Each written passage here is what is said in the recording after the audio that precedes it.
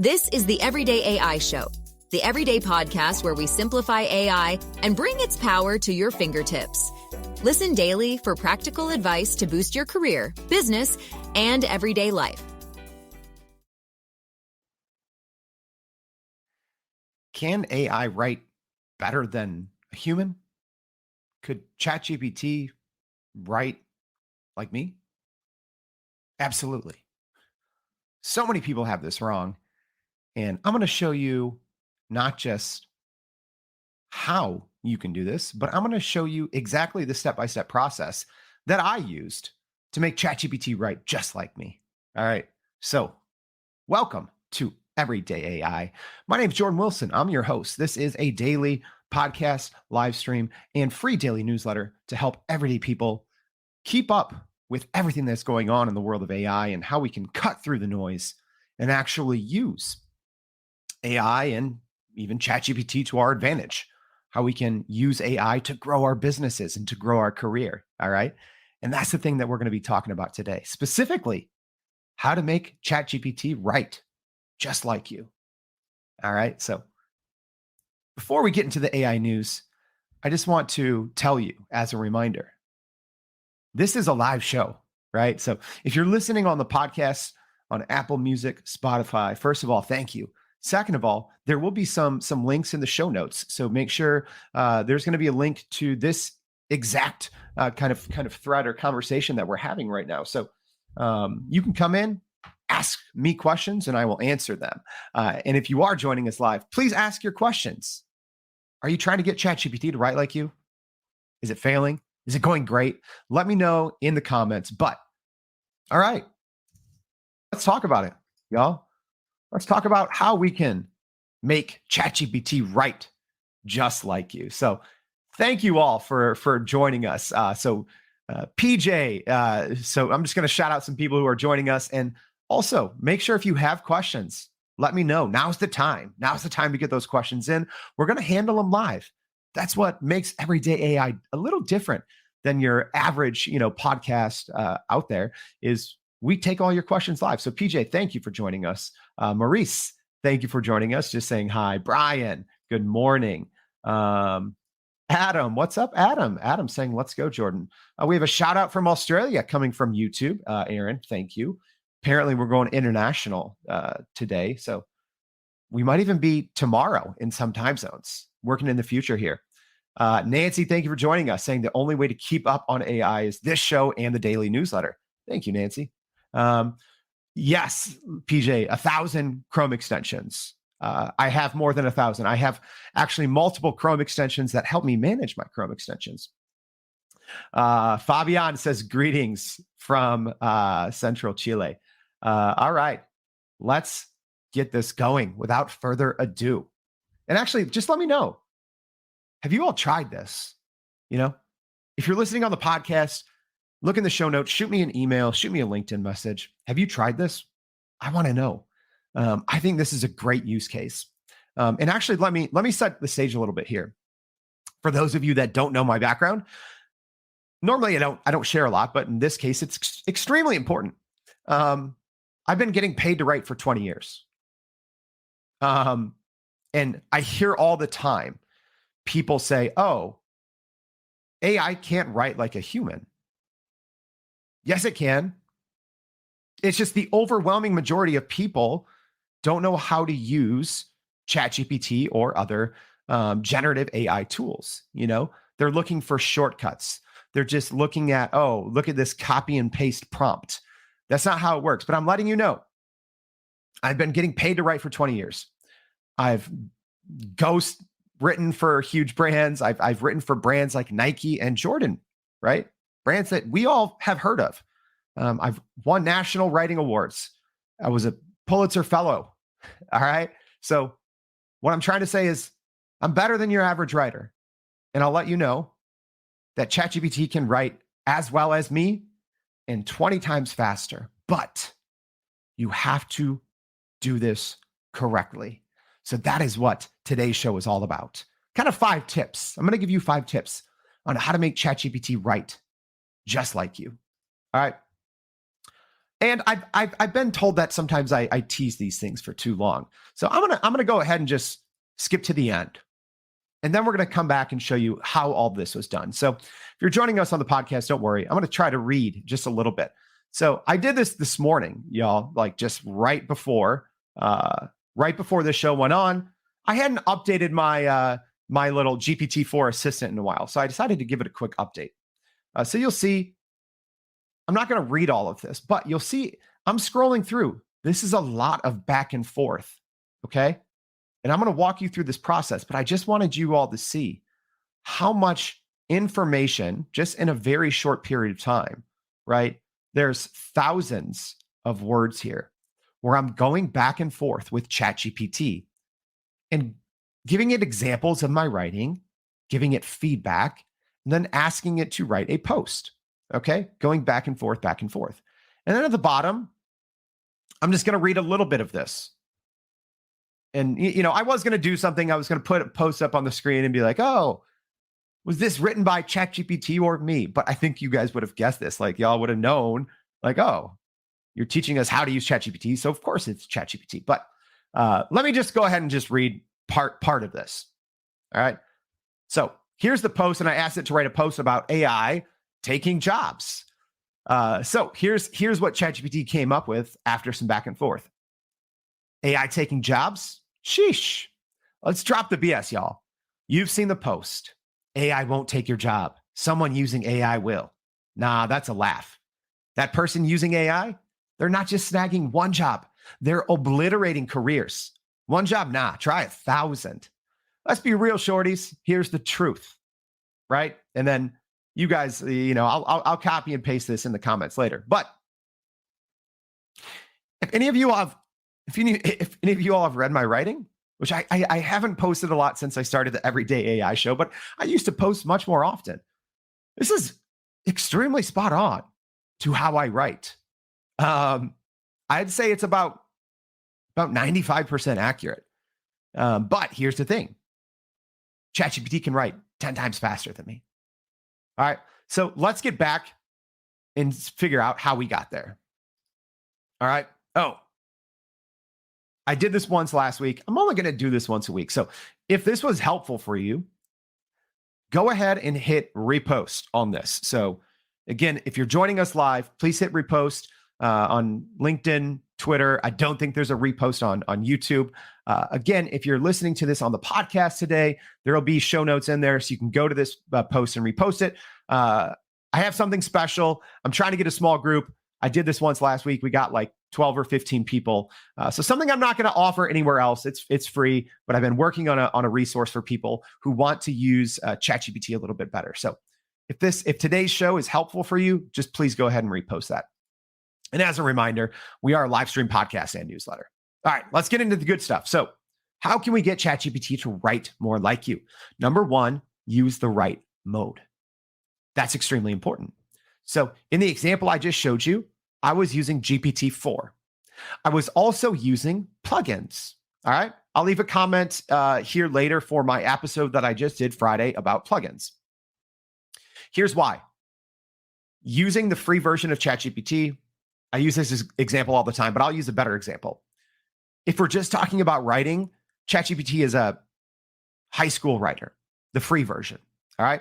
If you use the paid version with the right plugins and give it the right access to the correct information, you are talking about someone like me, a master's degree with 20 years plus experience writing. So you need to use, if you're getting subpar results, switch over to GPT-4, the paid version. It's $20 a month, but it's worth it. I'm not paid by OpenAI to say that. I always like making that clear. But I would pay thousands of dollars a month to use GPT-4 because it's that powerful. So you need to use the right mode. Okay? So the paid version of ChatGPT is just going to be better, period. And then you can give it access to a website if you want ChatGPT to mimic your brand voice. If you already have writing out there, you can give it access to PDFs, right? In the example I gave, I just gave it copy and paste. for a reason, because I wanted to bring something up, one of these points later, but you need to use the right mode. GPT-4, give it access to the internet, give it access to a PDF, give it access to YouTube, right? There's your 3 plugins. We talk about plugin packs all the time. There's your 3 plugins.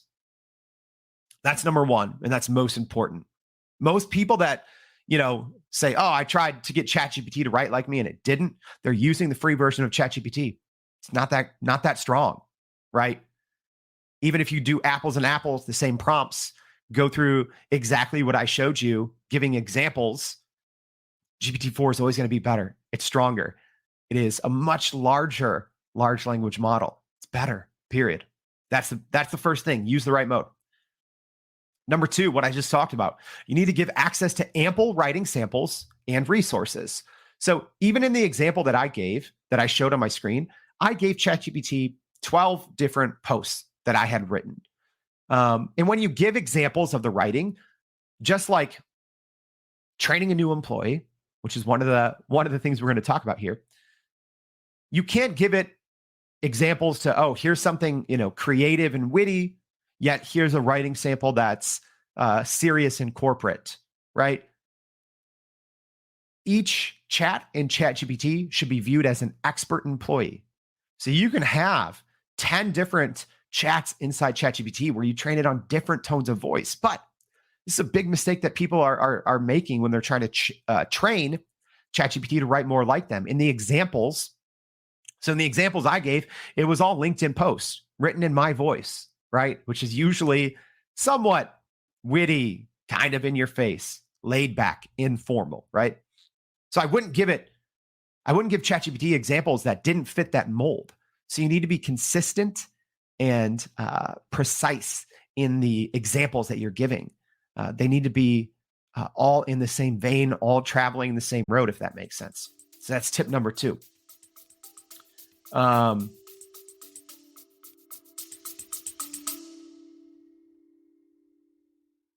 you still running in circles trying to figure out how to actually grow your business with AI? Maybe your company has been tinkering with large language models for a year or more, but can't really get traction to find ROI on Gen AI. Hey, this is Jordan Wilson, host of this very podcast. Companies like Adobe, Microsoft, and NVIDIA have partnered with us because they trust our expertise in educating the masses around generative AI to get ahead. And some of the most innovative companies in the country hire us to help with their AI strategy and to train hundreds of their employees on how to use Gen AI. So whether you're looking for ChatGPT training for thousands or just need help building your front-end AI strategy, you can partner with us too, just like some of the biggest companies in the world do. Go to youreverydayai.com/partner to get in contact with our team, or you can just click on the partner section of our website. We'll help you stop running in those AI circles and help get your team ahead and build a straight path to ROI on Gen AI.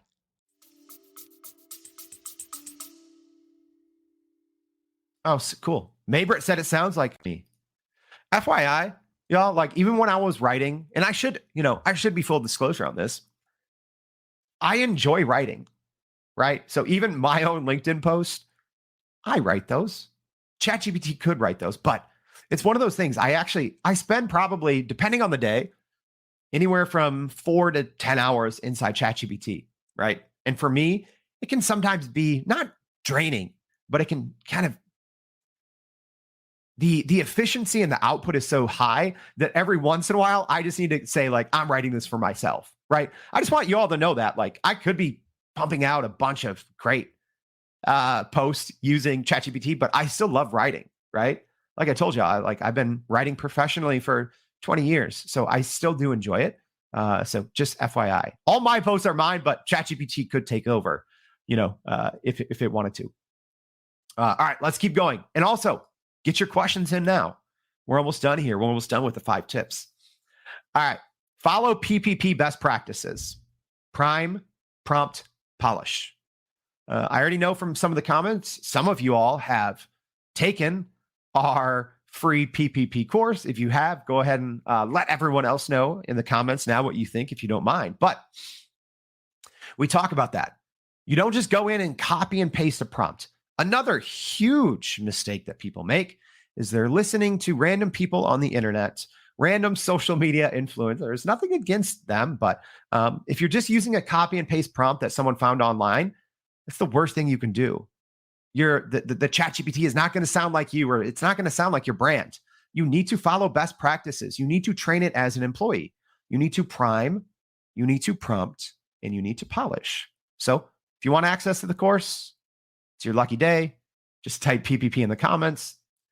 We have some classes starting up next week. We took 2 weeks off to make it better, to make some updates. So if you want access to that, and please, if you have taken the course before, give it a shout. Oh, cool. People already did that quickly. Y'all are awesome. Val says PPP is a must. Dr. Harvey Castro says PPP is great. PJ says excellent course. Marie says the course is very helpful. Thank you guys. Oh, cool. Kevin, what's up, Kevin? Kevin says PPP is fantastic and has really helped up my game and even my programming. That's great. Yeah, PPP just helps you not just write better content, but just use ChatGPT better, period. All right. So that's another mistake. You don't just copy and paste something and think that ChatGPT is going to be better or to write at the same level as you. The example I showed, you saw how much back and forth there was. It took 15 minutes. I'm getting good at the PPP process, but you go through it quickly. It's a lot of back and forth. It's not copy paste like what people on the internet are telling you. They're just trying to sell you something. All right. Number 4, we just referenced it. In these chats where you're trying to get ChatGPT to sound more like you, think of it as you are training an employee on that one specific type of writing. That's the other thing.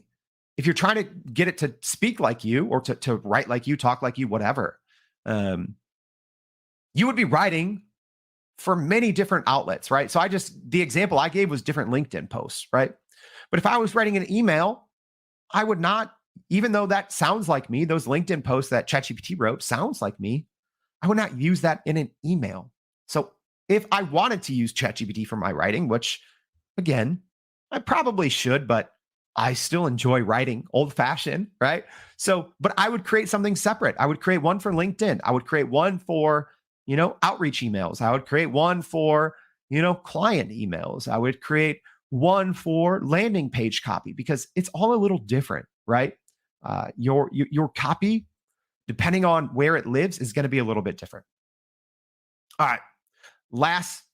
Actually, here, I'm going to stop here because a great question from Brian just came in. He said, what if you don't have a real style? Brian, that's a great question. You'd be surprised, right? So like I said, find some writing that you've done consistently that is all in the same category. Go through the PPP process. PPP process. When you add process on there, it's a tongue twister for early in the morning. Go through the process and you'll be surprised. ChatGPT will tell you what your style is, even if you don't know it, right? But even if you are not, as an example, a definitively defined writer, even if your, even if your prose is not polished, you probably still do have tendencies when you write. You probably still do have a brand voice, even if you aren't aware. So ChatGPT will actually help you realize and pinpoint that. But let's just say, and that's fine, Brian, that's actually a great example, is not everyone's writing is going to jump off the page. And that's okay. And that's all right? So even if you don't have a writing style, ChatGPT can still help you identify what your writing tendencies are, the words that you use most often. That was the thing that when I was kind of training my chat for this example, I said, not just in the examples, but I said, here's words that I use a lot when I talk, right? Make sure to use those. But Brian, that's a great question. All right.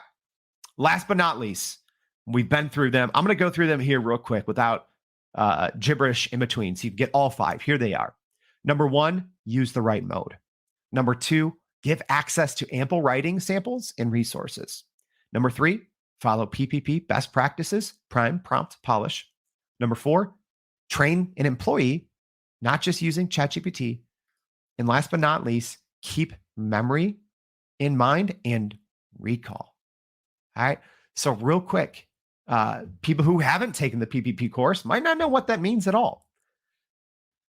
ChatGPT has a memory. There's only certain token usage. I believe ChatGPT or OpenAI says that it's 32,000 tokens on the Pro. I think that's a slow rollout.